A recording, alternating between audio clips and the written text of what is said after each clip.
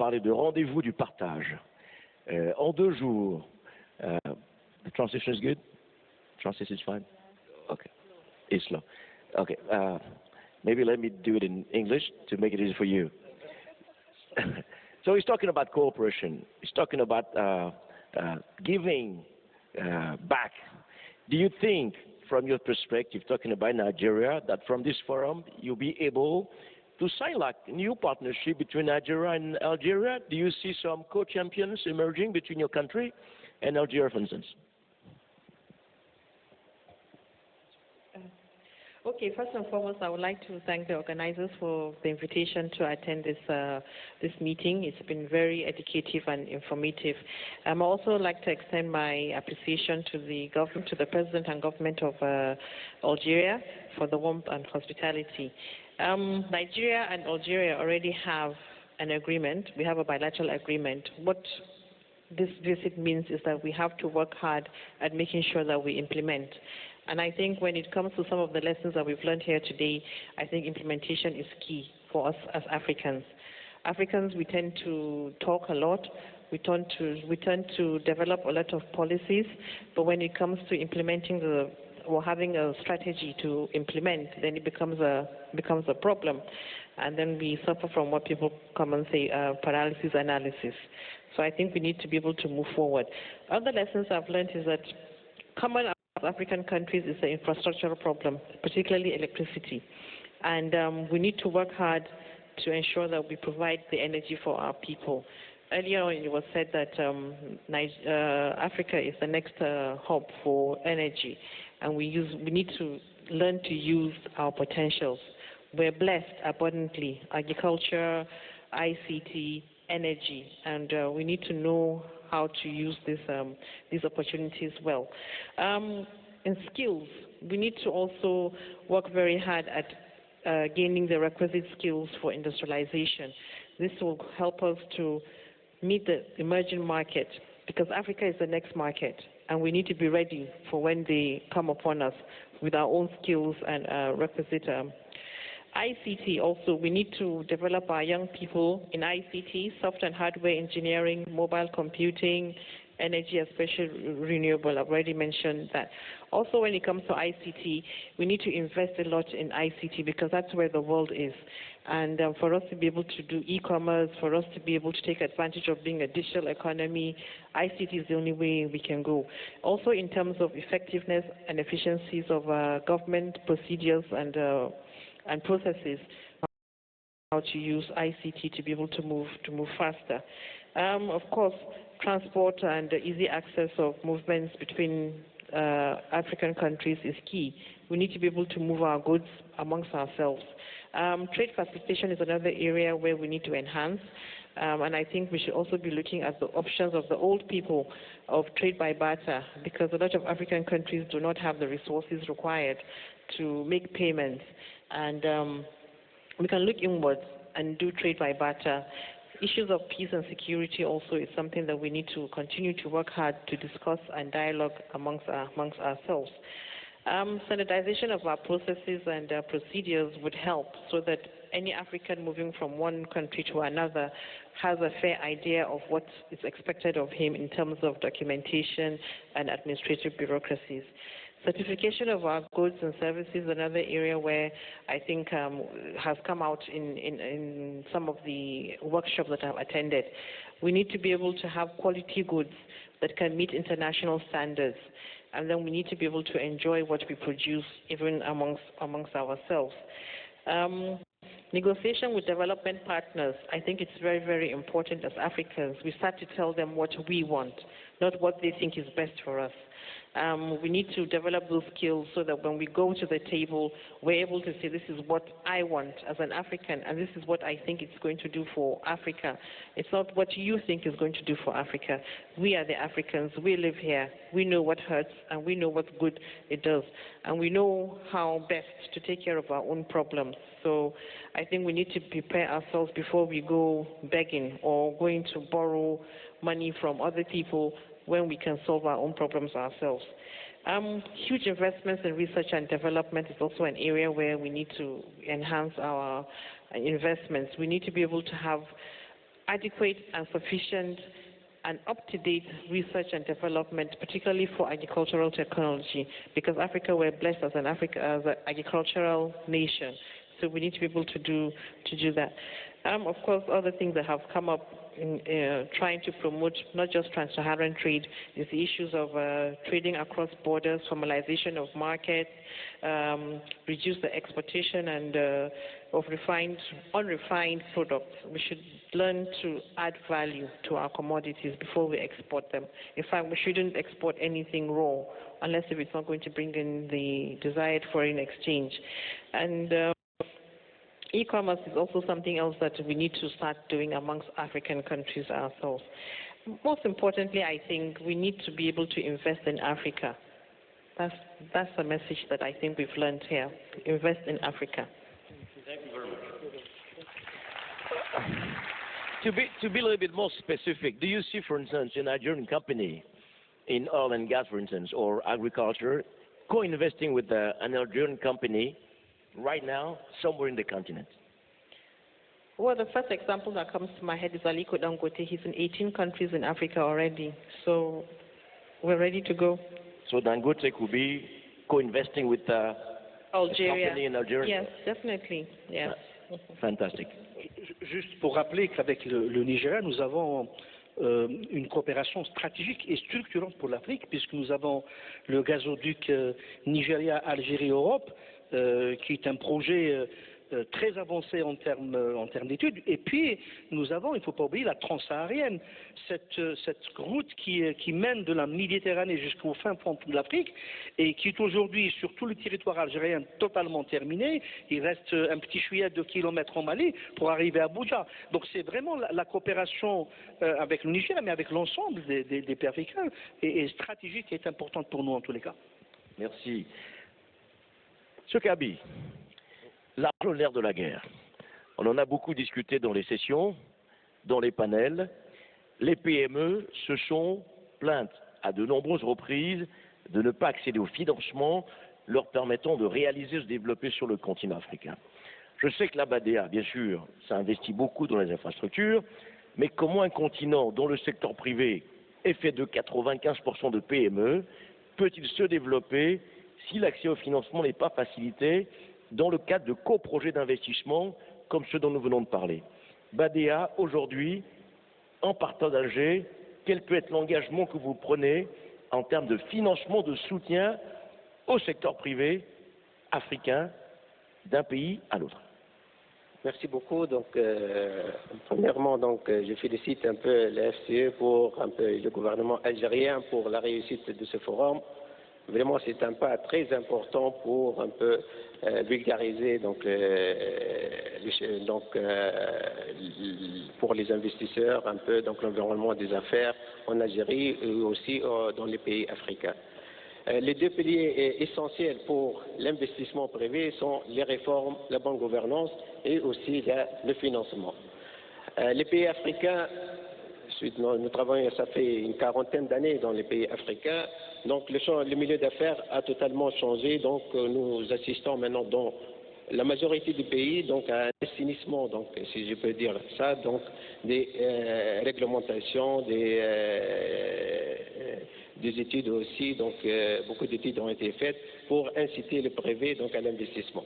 Et surtout dans le domaine des PPP auxquels l'Afrique a besoin des grands projets, puisque la capacité financière des gouvernements elle est limitée, donc il y a beaucoup de projets dans ce sens auxquels les investisseurs vraiment peuvent faire l'affaire. Le deuxième aspect, c'est le financement.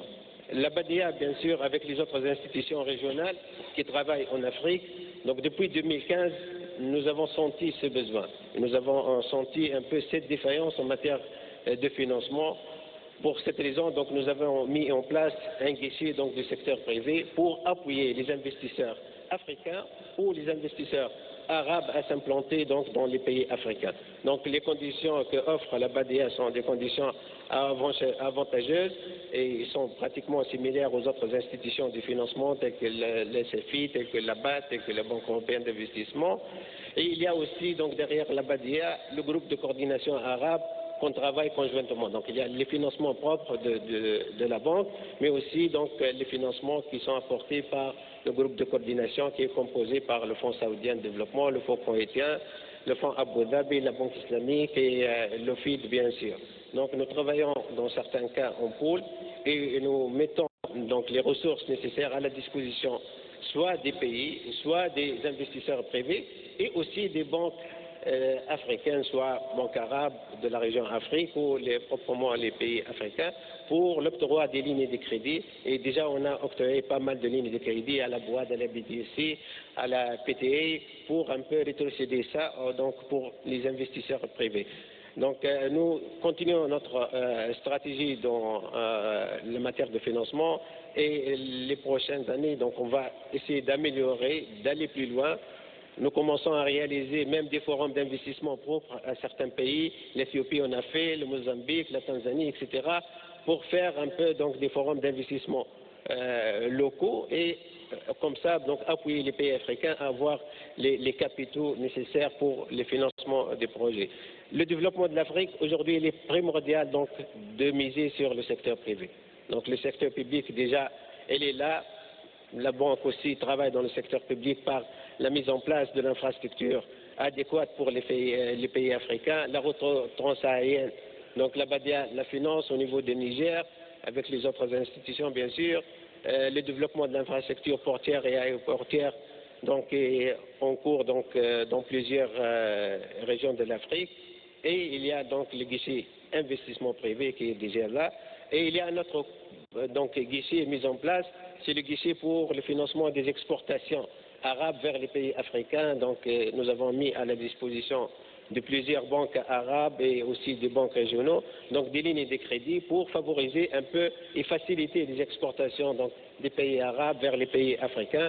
Et vraiment, donc, il y a une forte demande pour ce guichet puisque les banques locaux, soit dans certains pays arabes, donc manquent des ressources pour couvrir un peu les besoins des exportations. Parce qu'un investisseur, il produit, c'est vrai pour le marché local, mais il a besoin des ressources pour exporter, sinon il ne peut pas se développer. Aussi, donc, nous apportons l'assistance technique nécessaire pour certains pays par l'octroi des dons pour essayer donc de leur donc, aider dans l'environnement des affaires et apporter les améliorations nécessaires. Ça, c'est un peu, donc, si je peux résumer, l'intervention de la Banque arabe de développement économique en Afrique. Merci. Merci beaucoup, M. Kabi. Alors, si je suis un patron de PME, dans la salle, je dirais je suis perdu. M. Kabi a essayé de noyer le poisson, plein de guichets, plein de véhicules, mais en sortant d'ici, je ne trouverai pas l'argent qu'il faut pour financer mon projet. Deuxièmement, on se plaint des gros tickets. C'est toujours des tickets de 5 millions de dollars, 10 millions, 15, 20, 50 millions de dollars qui vous intéressent. Je suis une PME, mon besoin c'est 500 000 dollars. Est-ce que la BADIA répond concrètement à mon besoin si je suis exportateur algérien, j'ai un deal au Sénégal? Est-ce que ça fait partie de vos zones d'intervention en termes de tickets? L'intervention de la BADIA, elle est facile. Donc, pour un investisseur, pour qu'il puisse bénéficier des ressources de la BADIA, donc, la première chose, c'est de faire une étude d'opportunité d'un projet. Ça va nous éclairer aussi, ça va éclairer l'investisseur donc, dans le domaine qu'il va faire, le marché, etc. C'est les choses classiques auxquelles on ne fait pas exception par rapport aux autres banques commerciaux ou aux banques internationaux. Donc, l'étude sera faite, donc sera envoyée, sollicitée à la BADIA, on l'examine, donc on répond. Donc nous avons une task force donc, qui permet de répondre rapidement donc, aux investisseurs. Ce sont les procédures un peu classiques auxquelles on ne peut pas déroger, bien sûr. Donc pour les PME, c'est vrai. Donc nous avons mis des dispositions pour certaines banques régionales en Afrique, la BDC, la BOAD, etc., pour essayer d'encourager donc la prolifération donc du tissu PME, qui est un peu la source de croissance pour l'Afrique. Parce que l'Afrique, on n'a pas de grands besoins en matière de gros projets, etc. Il y a les projets PPP, bien sûr, qui nécessitent des ressources importantes, mais le moteur pour l'Afrique, ce sera les PME, donc auxquels nous adhérons parfaitement pour l'encourager, donc avec les moyens donc qu'on a.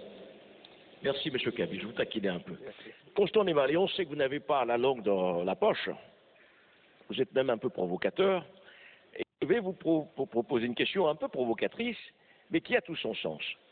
Rendez-vous d'Alger, on dit, nous sommes chez nous à Alger. Coopération entre Nigeria et l'Algérie, Sénégal, Mali, Algérie. Comment se fait-il que pour venir à Alger, qui est chez moi, je dois prendre un visa? Et deuxièmement, pour investir, j'ai besoin d'un certain nombre d'autorisations ou vice-versa. La dimension politique.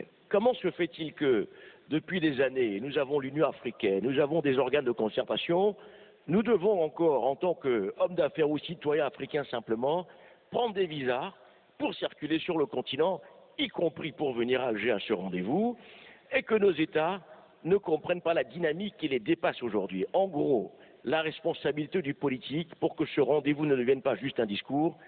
Où est-ce que vous la situez, Constant Ndemalé?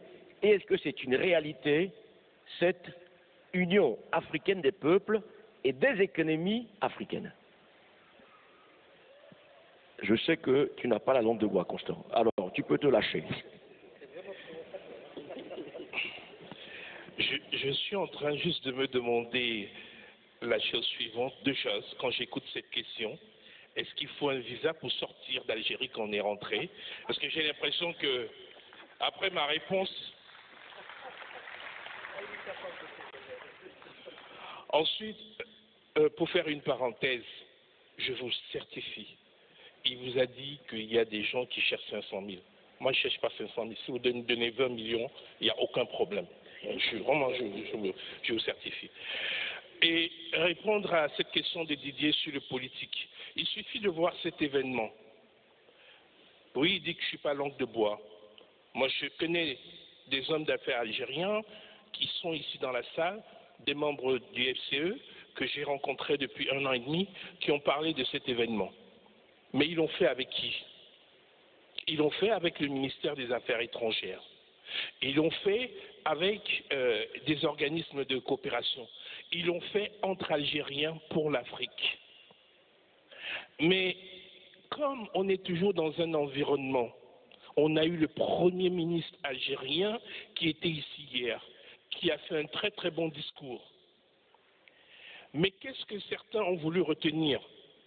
Certains ont voulu retenir l'idée, le Premier ministre et tout son gouvernement sont sortis de la salle.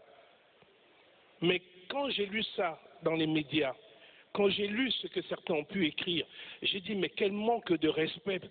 Est-ce qu'ils ont écouté le discours du Premier ministre? Qu'est-ce qu'il a dit? Nous venons créer les conditions pour que vous puissiez travailler ensemble. Le politique, il est là pour nous servir, pour nous donner les conditions de travailler tous ensemble. Moi, j'ai été dans cette salle avant-hier, jusqu'à 23 heures, avant que nous n'arrivions tous. J'ai vu le ministre des Affaires étrangères. Il est resté ici dans cette salle et dans tout ce palais de 17h à 23h. Il a inspecté tous les recoins. Il s'est assuré de tous les détails et il a même fait projeter l'ensemble des films qui étaient là. Est-ce que c'est le comportement de quelqu'un qui n'est pas concerné par l'accueil qu'on doit nous réserver? Non. Donc, quand on pose la question, je pense que, et je l'ai toujours dit, il n'y a rien de plus difficile dans la vie que de choisir d'être un homme politique. Parce que vous affronterez toujours la controverse et vous êtes toujours dans l'obligation de servir les autres au meilleur de vous-même. Et je pense que nous devons accepter que nos hommes politiques puissent commettre des erreurs et ne pas forcément être les plus parfaits. Mais tout ce que je peux constater ici, en Algérie, c'est que j'ai vu des hommes politiques déterminés à faire en sorte que ce cadre de travail qui nous réunit tous soit un des meilleurs cadres de travail possibles. Et je ne peux les remercier et les féliciter par rapport à ça.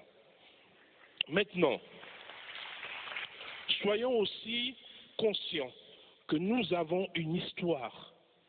Et effectivement, Didier, tu l'as mentionné, je l'ai redit ici sur ce podium, j'ai parlé de l'histoire de l'Algérie avec l'Afrique. J'ai parlé de cette phrase de Mandela qui dit « Je suis devenu un homme ici en Algérie ». Nous avons une histoire politique, avec des inégalités que l'on doit corriger au fil des ans. Nous avons une manière aussi de vouloir construire notre monde où vous, les entrepreneurs, nous, les entrepreneurs, puisque j'en suis un, quelle est notre passion? Je n'ai jamais vu un entrepreneur qui se lève le matin en disant « Ah, je vais être le plus riche, je vais être le plus grand millionnaire, je vais être ci, je vais être ça ». J'ai toujours vu, et la première phrase des entrepreneurs a toujours été « Qu'est-ce qu'on peut faire ensemble? Qu'est-ce qu'on peut construire ensemble ?» Donc le souci de l'entrepreneur, c'est de créer des richesses. Donc la garantie que l'entrepreneur peut avoir, c'est que le politique a mis tous les outils en place pour qu'il puisse être un créateur de richesses valables. Or, nous avons des freins.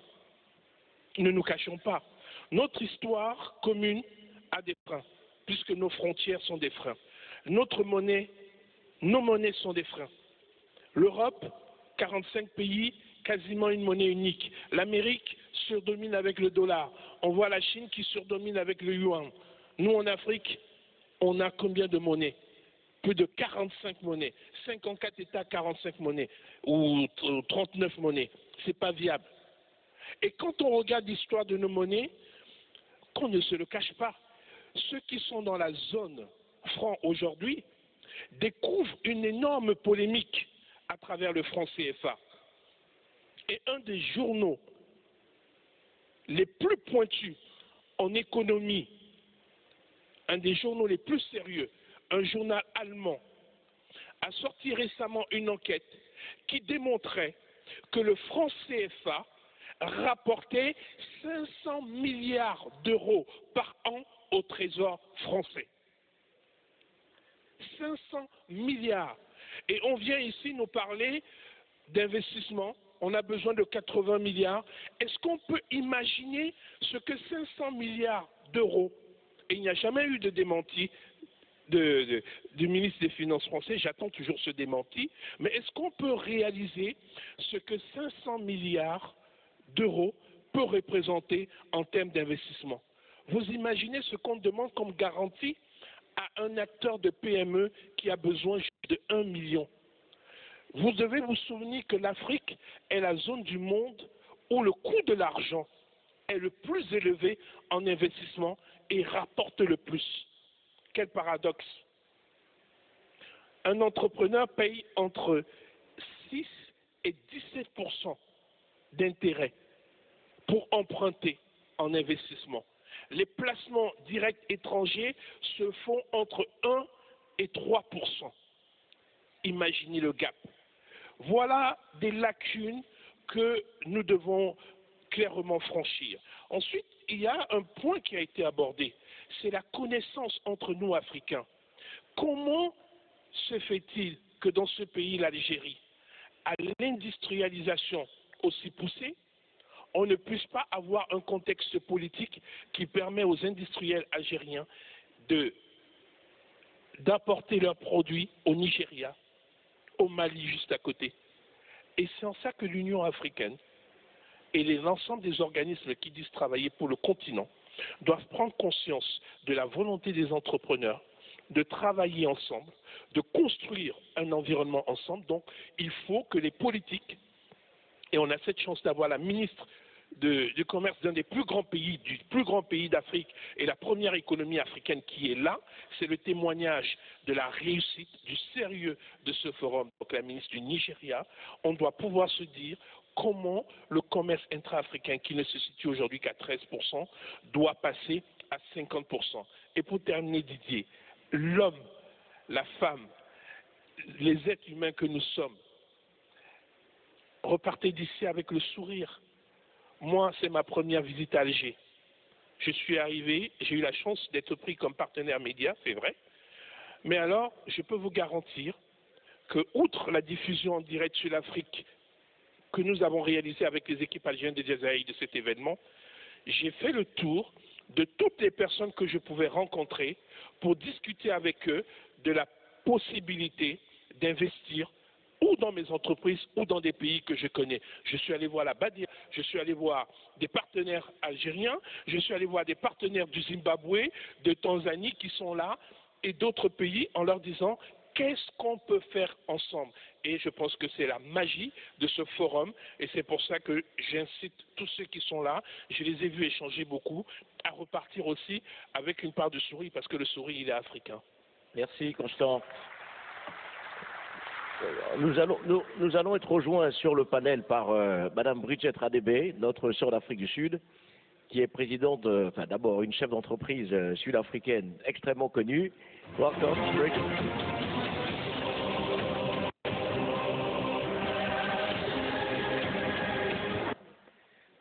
Bridget Radebe est la présidente de la Chambre des Mines en Afrique du Sud et une chef d'entreprise extrêmement connue sur le continent.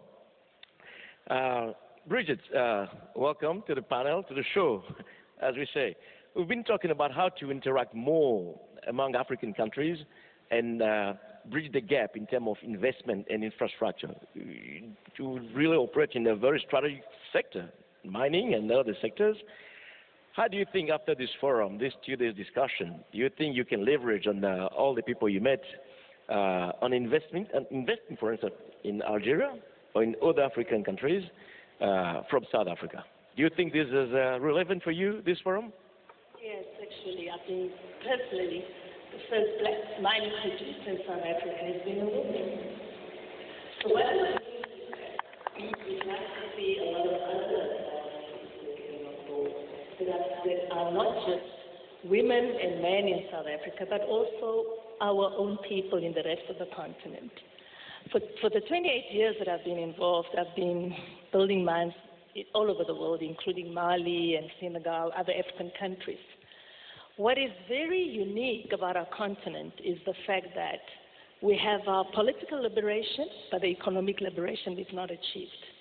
And then foreign direct investment is still prominent and neocolonialism continues to prevail.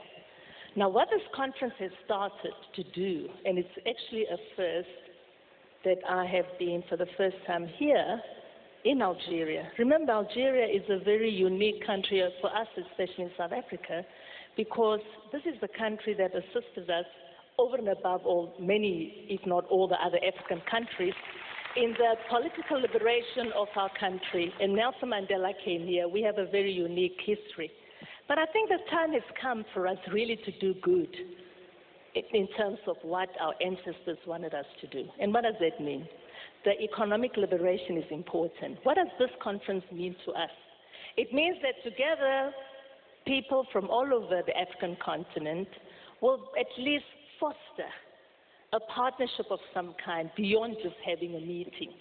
I've been in the mining industry for 28 years, starting from the apartheid regime, when the laws were saying because you're a woman, because you're black, you can't go underground and you're not allowed to mine. I had to defy the legislation. And get into the mining industry. What we have to do is defy the concept that the Africans cannot do things for the Africans. And we have to defy the concept that we have to continue as a continent that is so uniquely endowed with mineral welfare in just with the exportation of the ore beyond the beneficiation of the end product here. We have to stop importing stuff from offshore. We have to continue doing it for us so that we can get a secondary economy and we can then industrialize and we can do skills transfer and we can do what it is very necessary, sustain our economies where we come from. And this conference has actually tried to focus on the very important aspects of the economy. There are different workshops that were held, and in each workshop, people spoke very uniquely about what has to be happening. What I think I would like to see and what we would love to contribute to is the joint venture beyond this, where we are going to have committees in those different sectors, like me in the mining industry, come with my counterpart, whoever spoke in agriculture, speak to your counterparts, see how you can have a committee with relevant skills, create the terms of reference. After that terms of reference has an action plan and start contributing towards the economic liberation of the African continent. Excellent. Thank you, Bridget. This is for you. Translation. Merci beaucoup, Bridget. Pour être très concret, Bridget Radebe parlait justement de joint venture. On parle de partenariat depuis le début. Est-ce qu'on peut imaginer, à la sortie de ce premier rendez-vous d'Alger, qu'on puisse créer un fonds que je vais appeler le fonds des co-champions africains, qui finance systématiquement 2 champions africains. Imagine une entreprise algérienne, sud-africaine qui décide d'investir dans les mines au Congo, que ce fonds puisse les accompagner avec l'appui de la BADEA, par exemple, le fonds des co-champions africains. Est-ce que ça vous parle, Sabrahim? Écoutez, je pense que c'est l'un des objectifs de cette rencontre. Avant tout, c'est d'identifier de grands projets structurants pour l'Afrique, parce que l'Afrique a besoin de projets structurants. C'est la raison pour laquelle les thématiques qui ont été abordées ont été bien choisies. Et nous avons choisi des thématiques qui sont des priorités fondamentales pour le développement de l'Afrique. Lorsqu'on a ouvert cette rencontre avec la question de l'énergie et de l'électrification de l'Afrique, comment peut-on imaginer le développement de l'Afrique sans électrification? Comment peut-on imaginer le développement de l'Afrique sans assurer la sécurité énergétique de l'Afrique? Ce sont des questions fondamentales. Et ce sont des projets structurants dans lesquels l'Algérie, le Nigeria, l'Afrique du Sud, et d'ailleurs j'ai parlé de l'axe plutôt Pretoria-Abuja-Alger, c'est un axe structurant pour l'Afrique, pas uniquement pour ces 3 pays. Et donc pour nous, ces problématiques sont des problématiques fondamentales, et je pense qu'aujourd'hui, et nous avons fait la preuve A plus B, que nous avons dans cette salle des entreprises, de grandes entreprises qui sont capables de se mettre autour d'une table pour discuter de ces grandes opportunités et structurer vraiment ce que nous appelons, nous ici en Algérie, une offre africaine. Parce que la BADEA, la BAD, la Banque mondiale, les fonds d'investissement qui sont dans la salle, ils sont nombreux. Il faut leur donner une offre. Il faut leur dire, écoutez, ils ont de l'argent. Hier, on a entendu qu'il y a 80 milliards qui circulent quelque part en Afrique. Mais on n'a pas entendu 50 projets structurants pour l'Afrique. Je pense que le défi aujourd'hui pour nous tous les Africains, c'est comment arriver à structurer de grands projets pour l'Afrique. Il faut voir grand pour l'Afrique. L'Afrique, c'est un grand continent. Il faut voir grand pour l'Afrique. Constant disait que nos parents ont écrit une histoire. Il a parlé du grand Nelson Mandela. C'est vrai qu'ils ont écrit une grande histoire. À nous d'écrire une autre histoire. C'est celle du développement de l'Afrique. C'est celle de la prospérité de l'Afrique. C'est celle de la prospérité de tous les peuples d'Afrique. Je pense que c'est ça notre défi, qu'on doit le relever à nous tous. Parfait. Merci beaucoup. Alors, j'avais promis que nous prendrions 3 questions. Le temps est compté. S'il y a 3 questions précises que nous pouvons prendre dans la salle pour amplifier la discussion avant de clore le panel, je suis preneur de ces 3 questions. Et je sais qu'il y a des micros dans la salle. Est-ce qu'il y a des mains qui se lèvent? Ah, il y a une main devant, juste là. Une. On va prendre une dame. Donc, il y a un monsieur. Allez-y, monsieur, présentez-vous et votre question, s'il vous plaît.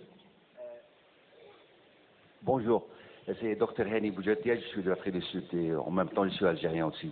I just would like to ask, the question is, what is the way forward? Is there any plan of action or is it just a meeting and we forget about it? So the question is, what has been achieved or done concretely to move forward and to say we do A, B, C, D and not to repeat the mistakes on the past? We meet and meet and meet but no results. So this is a very simple question. Excellent. Second question. A lady, a woman. Where are the ladies? Le ministre devant, d'accord. Bon, juste, monsieur, le ministre devant.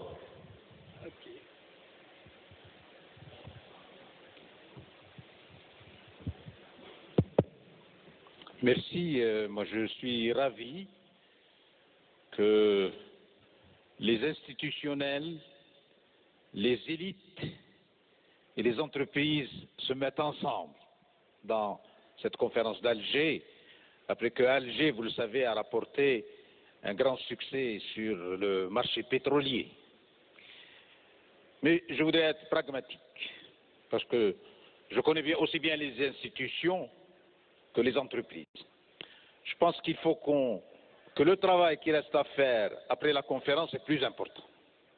Et moi je pense, je l'ai dit à certains de mes collègues que j'ai vus ici, que j'ai vus ailleurs lors de mes fonctions, c'est que nous devrions ensemble construire un network entre les banques centrales, les régulateurs monétaires et financiers, les régulateurs des assurances, parce que les connexions interbancaires passant par le Nord sont encore difficiles. Donc moi je pense qu'il faudrait que, je fais une proposition que dès la fin, dès les mois qui viennent, que les banques centrales puissent, sous leur régie,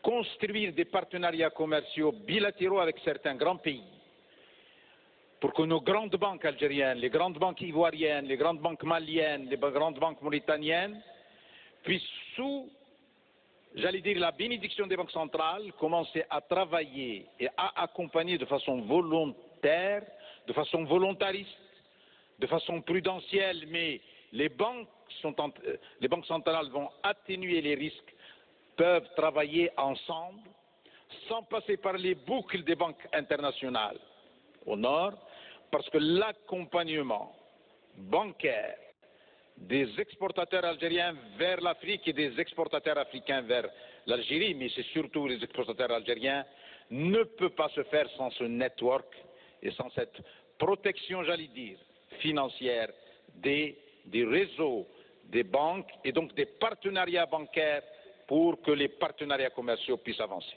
Merci encore une fois. Merci, Monsieur le ministre, pour cette proposition extrêmement concrète. J'avais promis une dame. Où sont les dames? Il y a une dame juste devant et une dame au fond. Je vais prendre deux dames également. Cette dame et la dame au fond, s'il vous plaît. Merci. Moi, je suis professeur en médecine de la société civile et je suis très fière d'être l'Algérienne qui connaît le mieux l'Afrique parce que dans ma carrière internationale, j'ai travaillé dans 48 pays africains. Moi, je vous en supplie, je voudrais vous demander quelque chose parce que vous êtes beaucoup plus fort que nous. Beaucoup plus fort que nous. On a envie, et je l'ai vu en Afrique, que vous êtes optimiste. Merci. Que vous avez toujours le sourire. Merci. Parce que dans mon pays, malheureusement, vous allez le voir, peut-être pas ici, on est les champions de l'autoflagellation. Jamais on vous dira que ça marche en Algérie. Jamais. On commence d'abord par vous dire, they will tell you, it's not working first. Then after a while, they look at you and they say, of course, yes, we have so many things which are positive. But please share with us what are your secrets for being positive. Thank you. Thank you. The lady over there, second question. La dame qui lève la main au milieu, là-bas, la dame ici, la dame au fond là-bas. Oui, mademoiselle, si vous reculez, voilà, c'est ça.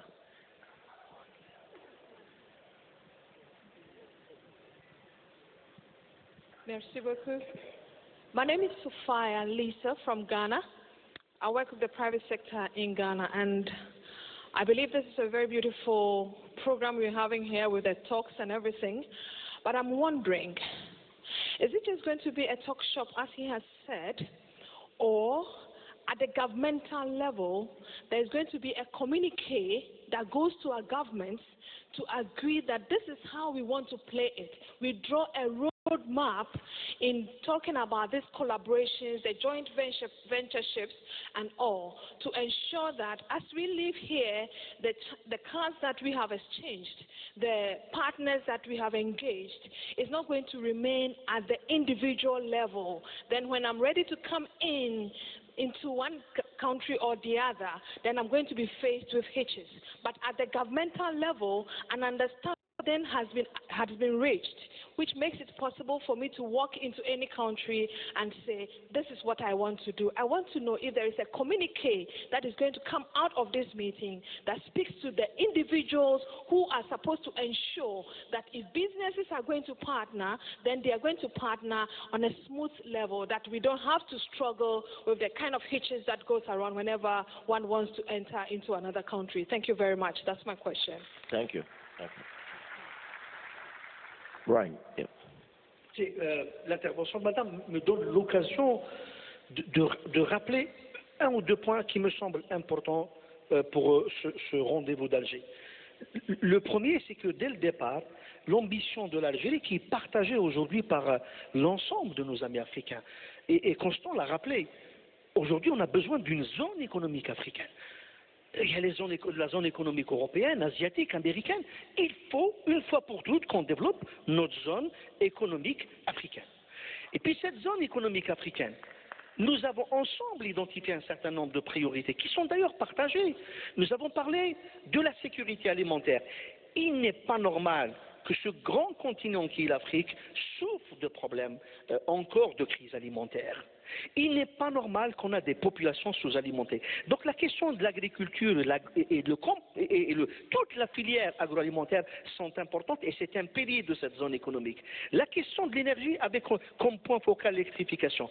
Voilà autre un pilier de l'Afrique. La question du numérique. La question du numérique qui va donner des centaines de milliers d'emplois à nos jeunes et leur éviter ce génocide qu'on voit tous les jours dans les télés. Voilà encore un autre pilier. Madame a parlé des infrastructures. Je l'ai rencontré tout à l'heure avec Monsieur le Président et on a longuement échangé sur la question d'infrastructures. Oui, l'Afrique a besoin d'infrastructures solides. L'Afrique a besoin d'être dotée des moyens de la mobilité, comme par exemple la transsaharienne, et je remercie la BADEA de prendre en charge la partie nigérienne en termes de financement. Et enfin, l'Afrique a besoin aussi de financement, mais de financement intelligent. Constant l'a rappelé tout à l'heure. Il faut trouver de l'intelligence, de la transparence, et il faut le souligner aussi par rapport à ces questions. Voilà les ambitions du rendez-vous d'Alger. Le forum d'Alger avait comme ambition de sortir avec cet idéal de créer, j'allais dire, la zone économique africaine. Et puis le rendez-vous d'Alger, c'est le démarrage de centaines de rendez-vous qui permettent d'aller dans ce sens. Et juste pour dire un dernier mot, il y a tout un travail de restitution qui est en train de se faire, et nos amis qui sont derrière et qui font du bon travail d'organisation vont très rapidement mettre sur le site tous les éléments justement pour permettre à tout un chacun de suivre l'événement et de suivre les résultats de cet événement. Merci beaucoup, Brahim. I have one last question for each of you guys. You mentioned action plan. On part d'ici, qu'est-ce qu'on fait? Can each one of you give us one action you'd like to see after this forum to be part of this famous action plan? What do we do from here? I start with the Minister. One action plan, one action in the plan. Enhance cooperation between the private sector and the government, because this is what is going to drive the process. The chambers of commerce from each country should be able to follow up and say to the government, this is what was found out, do A, B, and C. Okay, so you use the chambers of commerce as a vehicle to strengthen the dialogue and the partnership between private sector and public sector. Yes. Chambers of commerce. Great. If I can say a second one, ease of doing fantastic. business. Let's do it. Sorry, the ease of doing business. It's very important for us to be able to work on the hindrances that we have in the ease of doing business. Trade facilitation, cross borders, visa, duplication of officers at the airports, visa on entry. There's so many of them. We need to be able to make it easier for Africans to invest in other in member countries. It's very, very important. Thank you. Badia, Mr. Kami, proposition. Dans le plan d'action, qu'est-ce qu'on met pour vous? Voilà pour les propositions. Donc, la route, elle est devant nous et nous devrons travailler. Il y a bien sûr l'aspect intégration entre les pays qui est très important. Donc, l'intégration peut favoriser considérablement un peu donc, le transfert des capitaux, l'investissement, etc. Il y a aussi donc les procédures dans tous les pays africains. Certains pays sont très avancés au niveau des réglementations. J'invite les autres pays, et dont l'Algérie personnellement, à un peu revoir les réglementations nécessaires pour favoriser un peu l'investissement, soit en Algérie, soit les Algériens, des investisseurs en Afrique. Les Algériens ont un potentiel très important. Donc l'accompagnement financier, il est très important. La BADEA reste toujours à appuyer, donc disponible à appuyer un peu le continent. C'est son mandat, c'est une banque de développement, donc ce sont ses prérogatives donc à assurer, à améliorer l'environnement des affaires, à apporter les financements nécessaires pour le développement de l'infrastructure nécessaire et aussi donc les lignes de crédit nécessaires pour les investissements privés et aussi les échanges commerciaux. Donc nous sommes à la disposition. je crois que le plus important, d'après ce premier forum, que les gens de la FCE donc, essayent de conclure, de voir un peu qu'est-ce qu'il y a eu, donc les partenariats qui ont été tissés, les conventions, et suivre ça de près, écouter les investisseurs, quels sont leurs problèmes pratiques, parce qu'on aimerait bien avoir des choses pratiques pour appuyer l'investisseur. Il a un projet, il a une idée, il y a un potentiel dans un marché de pays africains où les ressources naturelles sont disponibles. Il y a beaucoup de projets intéressants. Madame donc, la ministre a indiqué le secteur énergétique. Moi, j'étais à Paris pour Tabaron de Madagascar. Il y a beaucoup de projets donc, de PPP en matière de production et de transfert et de transmission un peu donc, en matière d'électricité. Le taux d'électrification. Plan d'action sur ce plan, par exemple, sur les PPP, est-ce que la BADEA met un guichet spécifique pour les projets en PPP? On est disponible. On est disponible. Il n'y a pas que la BADEA travaille aussi avec d'autres institutions, il y a aussi la BAD qui sont présents avec nous. Donc la communauté internationale, elle est là, du point de vue donc banque de développement. S'il y a des bons projets, surtout entre des gouvernements, entre des pays, en matière d'infrastructure, en matière de pays, on peut les voir, donc ça allège un peu l'ardoise des pays, nous pouvons financer. La PPP, c'est une solution pour un peu les finances publiques des pays. On sait bien, donc tu permets au secteur privé d'investir, d'exploiter, etc. Et tu allèges un peu donc, les finances publiques des pays. Donc on a besoin de ça. Merci, M. Kabi. Bridget, action plan. What do you see as a major action we should put in the roadmap? Yeah, it's very important that we have an action plan. One of the action plans is paramount. The integration between the politicians in the different perspective departments or disciplines of these breakaway or workshops that we had. I know there was a workshop on finance, there was one on agriculture, on mining, infrastructure, and you name it. I would like to see, especially the chambers, going back to those ministries that are in those various disciplines, interact with them, and have an action plan. But it mustn't end there. You know, I've been going to the African Union every year, January, when the heads of states meet for the past 4 years, and mainly by indirectly for various reasons, and there are no business people there. What stops us from having an African Union of business leaders simultaneously when there's an African Union of the political leaders meeting? Because it's one thing us meeting here collectively and trying to create an economic plan, but it's something else to have all those leaders together in this room with us to try and enhance the development of what it is that we're trying to achieve. Because we can continue planning and planning on our own, but if there's no political participation, it won't happen. So I've got this idea where when there's an African Union summit, each head of state would obviously bring a few of the leaders depending on what the topic is from the business side. There's enough room at the African Union in Africa, in Addis Ababa. We can then have our little interaction with topics, break away when the presidents have, go back and brief them in terms of what we want to do, and then from there go back to our respective countries and make sure that that collective implementation of what we've agreed on is then implemented. So, because I know President Becky spoke about the illicit outflow of capital at the African Union Summit. We in South Africa, especially my chamber, were the first people to say taxation has to be paid. This issue of business organizations, foreign or local, not paying tax by virtue of exporting the finance through the illicit outflow through transfer pricing has to stop. The African Union leaders have met, and how many of you know that the former African Development Bank CEO has been assigned to Danworth McKenzie investigate the illicit outflow of capital? But we, the business community, are the ones that are guilty of not paying tax, not the leaders. No, if we are there next time when he reports back, the former African Development Bank CEO reports back to the African leaders, whether it's in January or June next year, then we can then, as the business leaders who are guilty of doing that, whether we are innocent or guilty, contribute. So that interaction and the holistic approach is very needed. And so my conclusion is we've done a very unique work. We have for once managed through the Algerian government, thank you very much Algeria, to bring business leaders together. How you did it is a miracle, but it happened. And now let us try and see how we're going to bring the political leaders and the business leaders together in one room. And as I say, they meet once a year or whatever years where. Let's find out where they meet and let us see how we can then piggyback on those meetings to bring our matters forward. And then united we'll stand and together we'll conquer. Thank you, Bridget. Il y a une réunion à Addis en janvier.